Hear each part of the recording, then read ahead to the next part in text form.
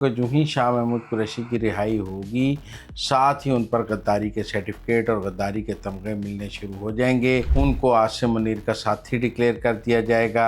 کھیل ابھی باقی ہے. ابھی ان کو صرف جج سے ہٹایا گیا. اگر ڈگری جعلی ہے تو پھر جعلی ڈگری کی ایف آئی آر بھی ہوگی. قائمہ کمیٹی کا اجلاس بلایا جائے گا, وہاں پہ ایک عارضی سربراہ چنا جائے گا اور قانون سازی کو آگے بڑھایا جائے گا. کوئی تحریک انصاف کا اندار نہیں کیا جائے گا, کوئی تحریک انصاف کی منتیں نہیں کی جائیں گی. پی ٹی آئی کا جو مزاحمتی گروپ ہے وہ کہتا ہے کہ جی پیپلز پارٹی اور نون لیگ سے بات نہ کرنے کا فیصلہ قائم رہنا. مولانا فضل الرحمان نے کہا ہے کہ میں میڈیا میں ہی سنتا ہوں کہ تحریک انصاف میرے سے بات چیت کرنا چاہتی ہے پر کوئی آ کے میرے سے بات چیت کرتا نہیں ہے. تو جب آپ وزیر اعلیٰ بنتے ہیں تو آپ کو پتہ لگتا ہے کہ آپ کی لمیٹیشنز کیا ہیں. سہیل افریدی کو اب پتہ لگ رہا ہے کہ ان کی اڈیالہ کے باہر بیٹھنے کی بھی لمیٹیشنز ہیں. آپ پنجاب کے ایس ایچ او کی بات کرتے ہیں, کے پی کا ایس ایچ او بھی ان سے طاقتور ہے. سیاستدان تو شیشے کے گھر میں بیٹھتا ہے. اس وقت سہیل افریدی سخت کال کے دباؤ میں ہے.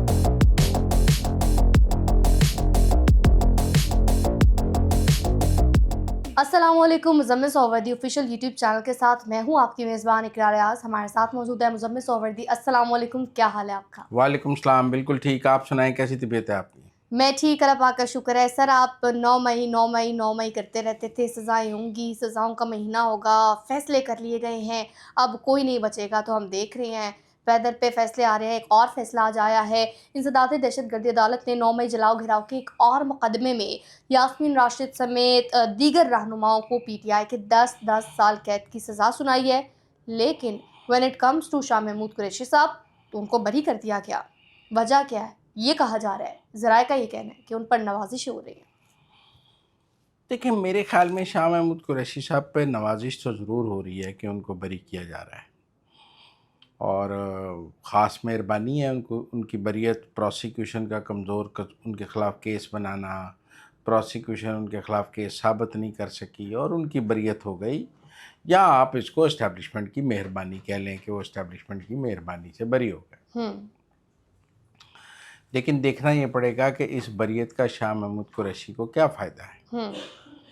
مجھے لگتا ہے کہ یہ بریت بھی ان کے لیے کوئی خاص فائدہ مند نہیں ہے. وہ ایک سٹیج پہ جا کے رہا ہو جائیں گے, وہ ایک سٹیج پہ جا کے اپنی سیاست بچا لیں گے, لیکن تحریک انصاف میں ان کو غدار کے طور پہ ہی دیکھا جا رہا ہے. ان کی ہر بریت کو غداری کے تناظر میں دیکھا جا رہا ہے.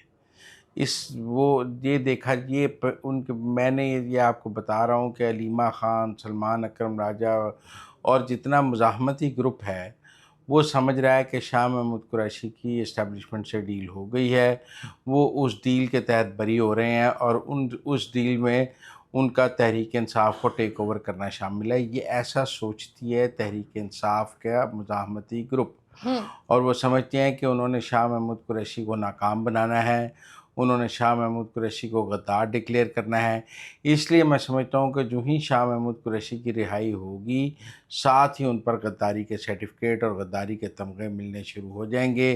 ان کو عاصم منیر کا ساتھی ڈکلیئر کر دیا جائے گا, وہ فیصل نصیر کے حامی بن جائیں گے, اور مجھے لگتا ہے کہ وہ جب باہر نکلیں گے تو ان کا تحریک انصاف کے ساتھ سفر جو ہے وہ ختم ہو گیا ہوگا. یہ جو ان کی اسٹیبلشمنٹ سے مفاہمت ہے یہ ان کے کوئی خاص زیادہ کام نہیں آئے گی. ہاں, دوسری طرف سزا ہو جاتی تو بھی کیریئر ختم تھا.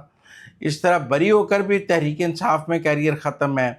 سزا ہو جاتی تو جیل میں رہنا پڑتا ہے, باہر نکلیں گے تو اب پی ٹی آئی کا ٹکٹ بھی مشکل ہے, پی پی پی کا بھی نہیں ہوگا, نون کا بھی نہیں ہوگا.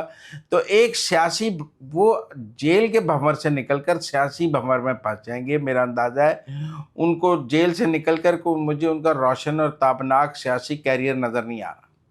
تو مزمل صاحب سزائیں ہوئی ہیں, ہم نے دیکھا کہ یہ لوگ تو صلح صفائی بھی چاہتے تھے. جو خلا خط لکھا گیا تھا وہ بھی تو سب نے دیکھا.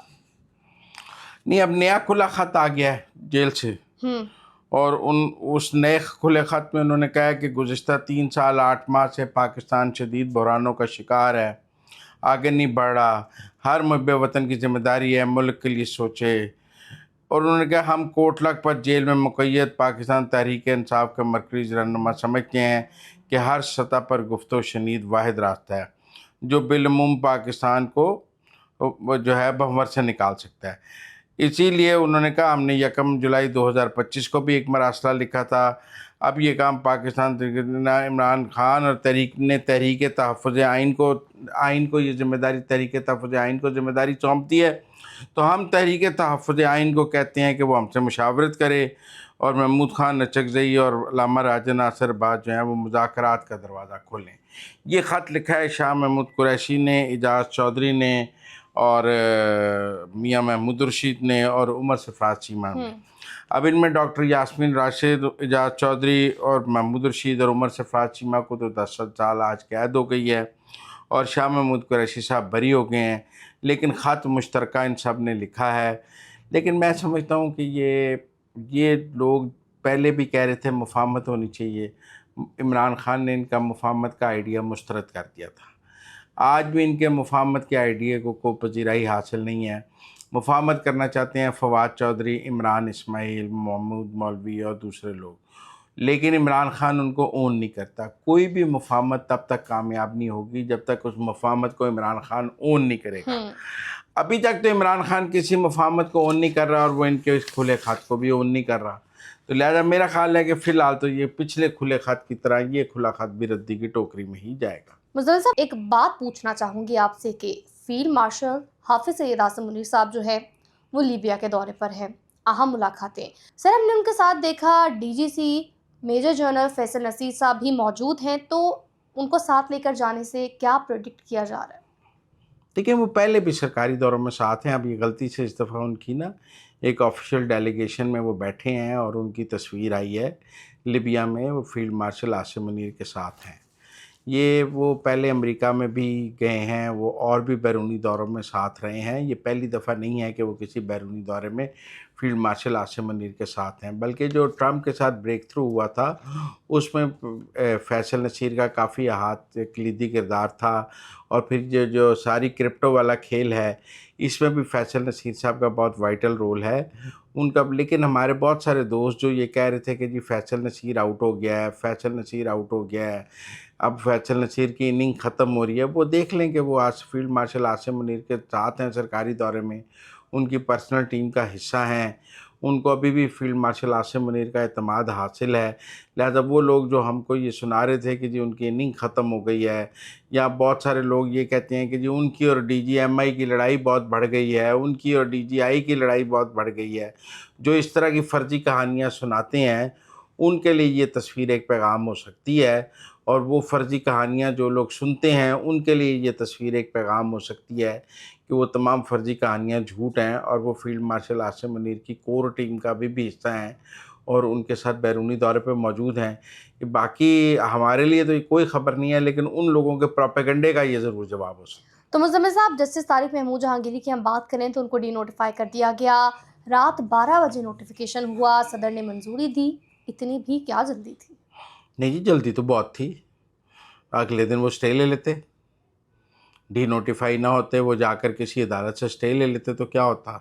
ڈی نوٹیفائی تو رات کو کرنا ضروری تھا کہ وہ کہیں آئینی عدالت سے، کسی بینچ سے، صرف سندھ ہائی کورٹ سے، کسی جگہ سے وہ کوئی اسٹے نہ حاصل کر لیں، لہذا فیاسکو کو روکنے کے لیے رات کو ہی ڈی نوٹیفائی کرنا بہت ضروری تھا، کوئی رسک نہیں لے سکتا تھا۔ لیکن کھیل ابھی باقی ہے۔ کیسے؟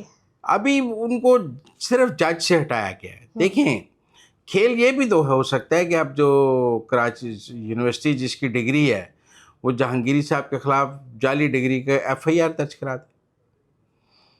دیکھیں نا جی، جو یونیورسٹی کا رجسٹرار سرفراز ڈوگر صاحب کی ایک پیشی پر آ کر بیان دے کے گیا ہے، کوئی بعید نہیں وہ کل ایف آئی آر درج کرا دے طارق جہانگیری صاحب کے خلاف، اور ہم دیکھیں کہ ان کے خلاف ایک جعلی ڈگری کی ایف آئی آر درج ہو گئی ہے اور اس میں ان کو ضمانت کرانی پڑ جائے۔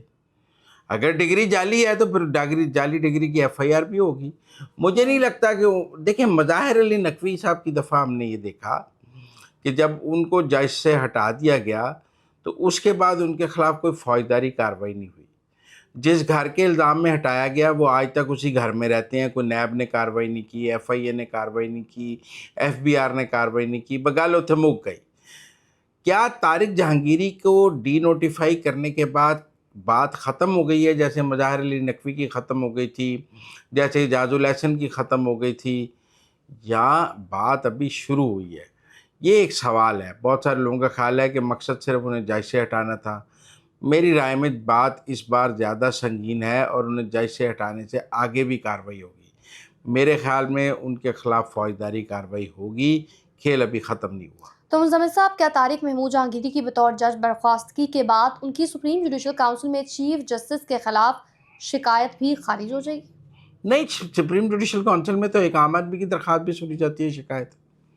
مطلب وہ کوئی شکایت بطور جج تو نہیں ہے نا کہ وہ جج ختم ہو گئے تو شکایت ختم ہو گئی. وہ شکایت انہوں نے کی ہے کہ میرا مقدمہ تھا اور سرفراز ڈوگر نے میرے سے اس بارے میں بات کی ہے. وہ ایک انڈیپینڈنٹ انویسٹیگیشن وہاں پہ ہو سکتی ہے، وہ درخواست وہاں سنی بھی جا سکتی ہے، وہ وہاں پہ اس کے وہ ثبوت ہوں تو یہ ثبوت ان کو بھیجنے کا جا سکتا ہے. یہ بھی ہو سکتا ہے وہاں سے بھی طارق جہانگیر صاحب کو جھوٹا قرار دے دیا جائے، یہ بھی ہو سکتا ہے وہاں ان سے ایکسیپٹ کر دی جائے. لیکن میرے خیال میں یہ کہ وہ جج سے نوٹیفائی ہو گئے ہیں، ان کی سپریم جوڈیشل کونسل میں سرفراز ڈوگر کے خلاف مس کانڈکٹ کی درخواست ختم ہو گئی ہے، میں یہ نہیں سمجھتا. سپریم جوڈیشل کونسل تو پاکستان کے عام آدمی کی درخواست بھی سنتی ہے. تو مزمل صاحب، پی ٹی آئی نے قائمہ کمیٹیوں سے استعفے دیے تھے، اس سے قانون سازی اور دیگر اسمبلی امور میں جو رکاوٹ آئی ہے، اب حکومت کیا کر سکتی ہے؟ کیا آپشنز ہیں اس کے پاس؟ حکومت نے کہا ہے کہ جن قائمہ کمیٹیوں سے انہوں نے استعفے دیے ہیں ان کے عارضی سربراہ بنا کر تو کام چلا لیں. جب اس قائمہ کمیٹی کا اجلاس بلایا جائے گا، وہاں پہ ایک عارضی سربراہ چنا جائے گا اور قانون سازی کو آگے بڑھایا جائے گا. کوئی تحریک انصاف کا انتظار نہیں کیا جائے گا، کوئی تحریک انصاف کی منتیں نہیں کی جائیں گی.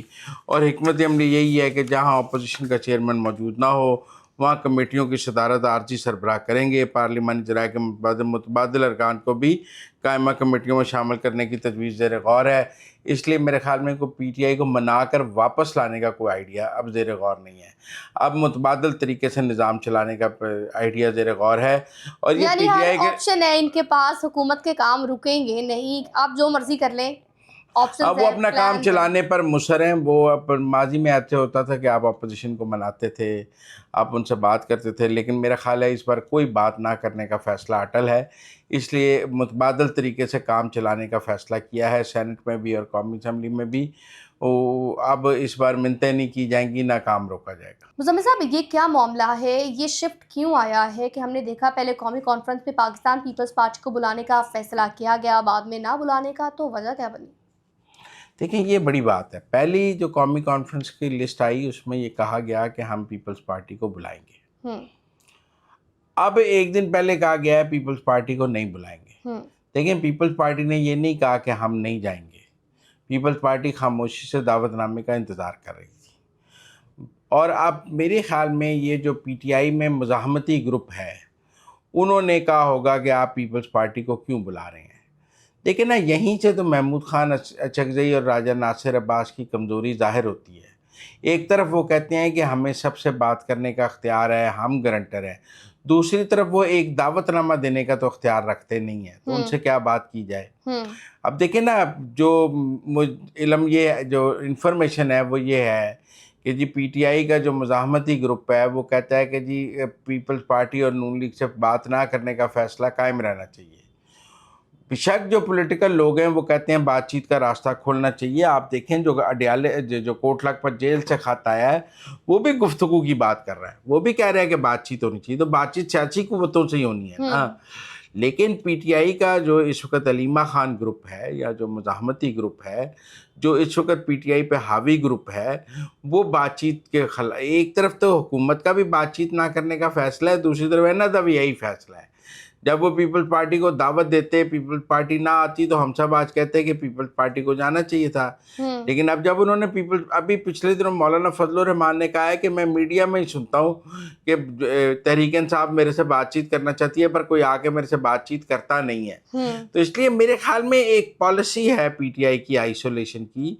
ان کا خیال ہے کہ اگر ہم پولیٹیکل لوگوں سے انگیج کریں گے تو پھر مزاحمتی پالیسی ختم کرنی پڑے گی. تو جو پی ٹی آئی کے اندر مزاحمت چلا رہے ہیں وہ سمجھتے ہیں کہ انگیجمنٹ جو ہے وہ ان کے لیے ٹھیک نہیں ہے، اس لیے وہ انگیجمنٹ کے خلاف ہے.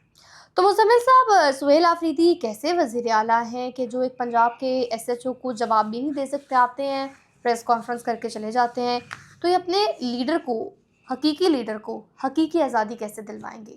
دعوے تو بڑے بلند و بالا کیے گئے تھے. دیکھیں جب آپ اقتدار میں آتے ہیں نا تو آپ کو اپنی لمیٹیشنز اور اپنی حدود کا پتہ لگتا ہے. جب آپ اقتدار میں نہیں ہوتے آپ کہتے ہیں میں سب کچھ تباہ کر دوں گا، میں نوری نعت ہوں. جب آپ وزیر اعلیٰ بنتے ہیں تو آپ کو پتہ لگتا ہے کہ آپ کی لمیٹیشنز کیا ہیں.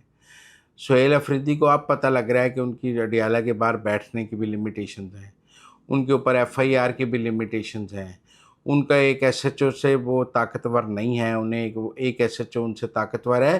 آپ پنجاب کے ایس ایچ او کی بات کرتے ہیں, کے پی کا ایس ایچ او بھی ان سے طاقتور ہے, وہ بھی انہیں گرفتار کر سکتے ہیں. سیاستدان تو شیشے کے گھر میں بیٹھتا ہے. میرے خیال میں آہستہ آہستہ سہیل افریدی کو اپنی لمیٹیشنز اور اپنی کمزوریوں کا احساس ہو رہا ہے, اور یہ احساس جو ہے وہ اب اس احساس کے بعد وہ کیا ریئیکٹ کرتے ہیں یہ دیکھنا پڑے گا. کیا رد عمل میں کوئی غلطی کریں گے یا سنبھل جائیں گے؟ لیکن ان پر دباؤ ہے, آج کل وہ شدید دباؤ میں ہیں. ایک طرف دباؤ ہے کہ آؤ اڈیالہ سب کو بہا کے لے جاؤ, دھرنا دے دو, لانگ مارچ کرو. انہوں نے کوہاٹ کے جلسے میں کہا میں جلد کال دوں گا, لیکن کال نہیں دی. وہ کال کے دباؤ میں ہے اس وقت. سہیل افریدی سخت کال کے دباؤ میں ہے کہ کال دی جائے, لیکن ان کو پتہ ہے کال کی ایک قیمت ہے, وہ قیمت ان کی وزارت اعلیٰ بھی ہو سکتی ہے. لہٰذا مجھے ایسا لگتا ہے کہ وہ آج کل شدید دباؤ میں ہیں, کنفیوز ہیں, انڈر پریشر ہیں. تو مزمل صاحب، عادل راجہ اور شہزاد اکبر کی اگر بات کریں تو ان کو واپس لانے کا جو پروسیجر ہے، جو پروسیس ہے، وہ کہاں تک پہنچا ہے؟ کیا کوئی اسپیڈن اپ ہوا ہے؟ کیسے لایا جائے گا؟ ابھی تو دیکھیں گورنمنٹ نے اپنی ریکویسٹ جو ہے وہ برٹش گورنمنٹ کو دی ہے. ابھی برٹش گورنمنٹ کا اس کے اوپر کوئی فیصلہ نہیں آیا. اگر برٹش گورنمنٹ کو فیصلہ کرتی ہے تو پھر وہ عدالت میں ان کو پیش کرے گی حوالے کرنے کے لیے, پھر کورٹ سنے گی, پھر کورٹ یہ فیصلہ کرے گی کہ انہیں ایکسٹراڈائٹ کیا جا سکتا ہے یا نہیں کیا جا سکتا. لیکن ابھی تو دیکھیں برٹش گورنمنٹ کا کوئی ورژن سامنے نہیں آیا. ابھی تو پاکستان گورنمنٹ نے ان کو ایک فائل دی ہے, وہ فائل پہنچ گئی ہے. جب محسن نقوی صاحب لندن گئے تھے تو ان کی برطانوی وزیر داخلہ سے ملاقات نہیں ہو سکی تھی. فائل یہاں پر ہی انہوں نے ان کے ہائی کمشنر کو دی ہے. ابھی برٹش گورنمنٹ کا کیا موڈ ہے ہمیں سمجھ نظر نہیں آ رہا, لیکن دباؤ ضرور ہے. پاکستان اپنا دباؤ ڈال رہا ہے برٹش گورنمنٹ پہ, اور جس کے نتیجے میں شہزاد اکبر اور عادل راجہ پر بھی دباؤ آ سکتا ہے. ابھی دیکھنا پڑے گا کہ برٹش گورنمنٹ اس پر کیا ویو لیتی ہے. تو ناظرین، اب تک کے لیے اتنا ہی. ہمیں دیجیے اجازت. لائک، شیئر، سبسکرائب کرنا نہ بھولیے گا. فیڈ بیک سے بھی آگاہ کیجیے گا.